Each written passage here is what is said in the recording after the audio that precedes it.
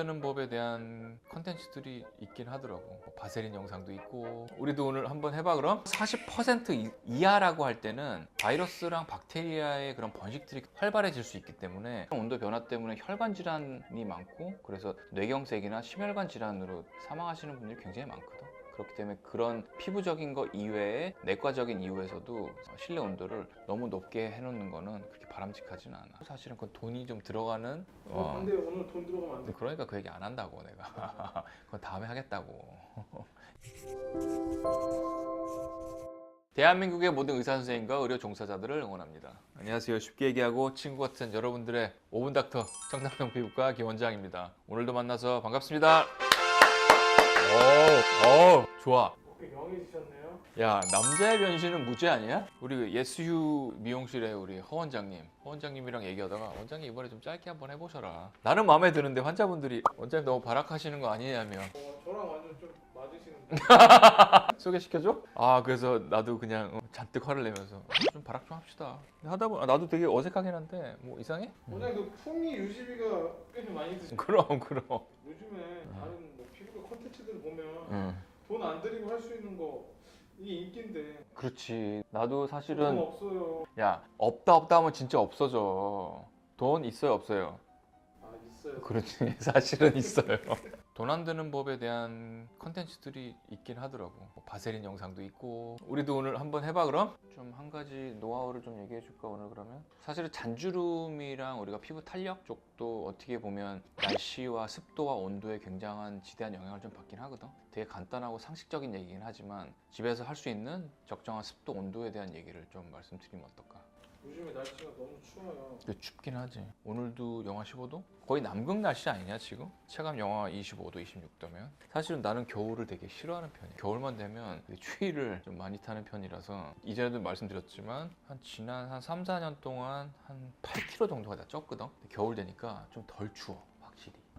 근데 살 좀 찐 게 더 낫다는 분들이 더 많고. 그럼 피부가 가장 잘 버티기 위한 실내 온도, 습도 우리가 견딜 수 있는 실내 온도라는 거는 뭐 사람들마다 다르지만, 사실 여자분들이 특히 마르신 분들은 겨울 되게 싫어하잖아. 인슐레이션이 보온이 좀 덜 되기 때문에 지방층도 얇고 하신 분들이 추위를 더 많이 타고, 뭐 외국에 나가면 우리 백인 분들 막 거의 뭐 겨울철에도 뭐 벗고 다니고 이러는데, 지방이 많이 있고 겉에 이제 피하 지방이 많으신 분들은 확실히 추위를 덜 타긴 하지. 우리나라 분들은 아파트 같은 데 가보면 진짜 어마어마하게 온도를 높여놓고 하시는 분들이 되게 많거든. 우리 PD님은 집에 가면 반팔 입고 반바지 입고 다니지 않아? 솔직히?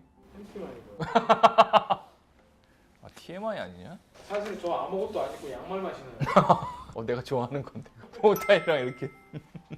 맞아. 사실은 우리가 적정 온도라고 해서 몇 도인지는 대략적으로 알고는 있지만 정확하게 모르기 때문에, 그리고 집에서 우리가 뭐 보통 아파트 사시면 중앙난방이라 그러나? 그렇게 해서 굉장히 따뜻하게 좀 해놓고 이제 지내시는 편인데, 나도 집에서는 사실은 반팔과 반바지 입고 이 한겨울에도 사실 지내는 경우가 많거든. 근데 그건 사실 바람직하진 않아. 사실 우리 질병관리청에서 얘기하는 겨울철에 실내 적정 온도는 20도에서 22도거든. 근데 집에서 반팔 반바지 입으려면 25도 이상이 사실 되는 온도로 우리가 사실 지내고 있기 때문에, 그거는 사실은 피부의 보습과 우리가 장벽에는 좋은 온도는 아니야. 네, 그러면 실내 온도는 어떻게 유지시키는 게 좋아요? 사실은 보통 아까 얘기한 것처럼 25도, 27도 이상 넘어가면 안 되고, 대략적으로 한 22도 정도. 그리고 너무 덥게 하고 있다가 외부에 나가면 그만큼 우리가 생체에서 느껴지는 면역력이랑 피로도가 훨씬 더 떨어지고 나빠질 수 있거든. 외부 온도와 실내 온도가 너무 차이가 많이 나면 당연히 그 갭 차이 때문에 밖에 나갔을 때 느껴지는 추위가 훨씬 더 크게 느껴지겠지. 그렇기 때문에 그거에 의해서 피부가 훨씬 더 거기에 대비하기 위해서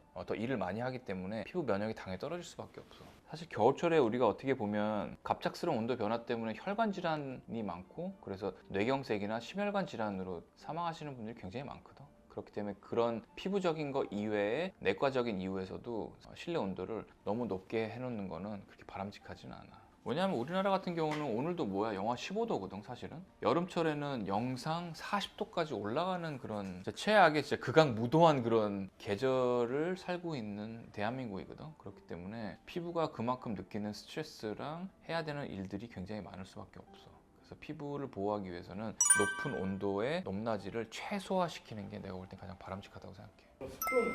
습도. 피부의 그런 잔주름과 탄력을 위해서는 습도가 사실 내가 볼 때 더 중요하다고 생각하거든. 왜냐면 겨울철 되면은 훨씬 더 피부가 건조해지면서 잔주름이 더 많이 생기고 노화가 더 급속도로 진행될 수 있다는 건 알고 있잖아. 그렇기 때문에 습도 관리가 굉장히 중요한데, 피디님은 습도 어느 정도가 제일 적정 습도라고 생각해? 알고 있어? 대략적으로?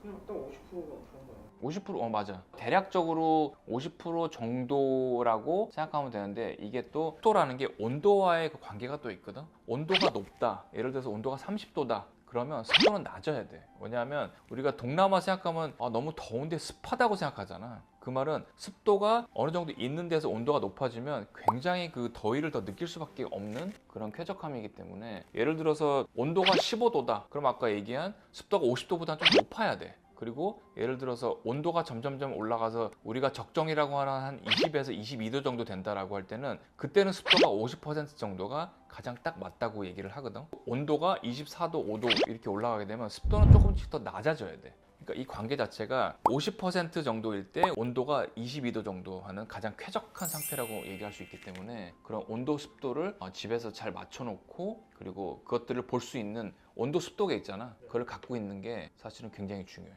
그래서 사실 피디님이 얘기한 돈 안 들이고 할 수 있는 피부 관리에 대한 거는, 우리가 습도 온도계를 집에 사두는 게 사실은 가장 메인 오늘의 메시지일 수 있어. 피디님 집에 습도계랑 온도계 있어? 실내에? 온도계만 있지. 피디님이 가장 생활을 많이 하는 거실이라든지 안방이라든지 거기에 온도 습도가 같이 나와 있는 온도계 있잖아. 걔네들을 겨울철에는 정말 필요하거든. 여름철에도 필요하지만 그거를 꼭 구입하셔갖고 집에서 봐가면서 온습도를 맞춰놓는 게 피부 건강에는 굉장히 중요할 수 있어. 근데 습도가 낮아지거나 높아지면 안 좋은 점이 있을 수도 있겠네. 그렇지.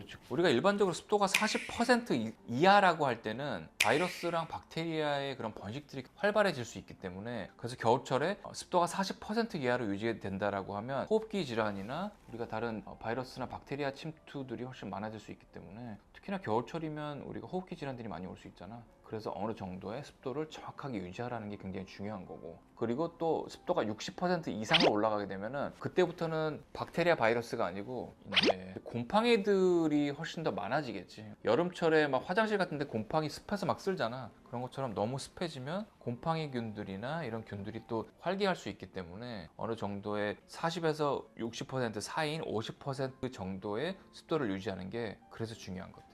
50% 정도를 유지하되 온도도 22, 3도 정도로 유지하면 가장 최상의 컨디션이 될 수 있다는 얘기야.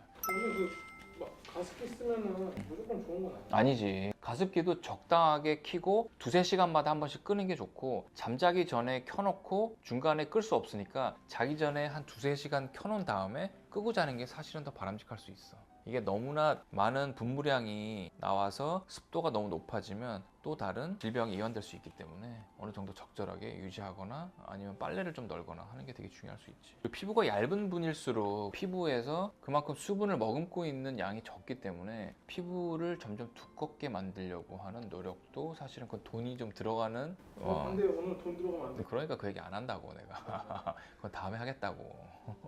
그리고 또 중요한 거 두 가지만 더 말씀을 드리면, 사실 춥다고 해서 우리가 겨울철에 굉장히 따뜻한 물로 샤워를 하게 되잖아. 그게 할 때는 되게 좋아. 할 때는 되게 좋은데 하고 나서 피부에 있는 열감이 증발되면서 훨씬 더 피부가 마를 수밖에 없거든. 산성이라고 하면 1에서 6까지가 산성이고, 중성이 7이고, 8에서 더 14가 이제 알칼리인데, 피부는 약간 산성을 유지하는 게 가장 좋거든. 피부는 약 5.5 정도로 약산성으로 유지되는 게 좋은데, 뜨거운 물 샤워를 많이 하고 그러면 피부가 조금씩 알칼리화돼서 pH 자체가 7이 넘어가고 막 8이 넘어가고 이러면 피부 트러블도 많이 생기고, 그리고 상처도 잘 낫지도 않고 이런 피부 노화가 급속도로 진행될 수 있기 때문에, 겨울철이라고 해서 너무 추워서 샤워를, 아니면 반신욕을, 정말 뜨거운 반신욕을 하거나 그러는 것들은 피부 pH에 좋지 않기 때문에 얘네들이 피부 노화를 조금 더 유발할 수 있어. 너무 뜨거운 물로 샤워하지 말고, 샤워도 주요 부위들만 조금 깔끔하게 하면서 전신적으로 샤워하는 것들은 피부에는 상당히 pH적인 면에서 좋지 않기 때문에 너무 뜨거운 샤워를 하거나 너무 뜨거운 환경에 노출되는 사우나나 이런 것들 좀 피하는 게 좋아. 두 번째는 샤워를 끝내고 나서, 얼굴도 마찬가지지만 우리가 보습을 하기 위해서 이제 여러 가지 보습제들을 바르잖아. 보습제 바르니 혹시? 안 바르지. 남자분들은 많이 안 바르죠.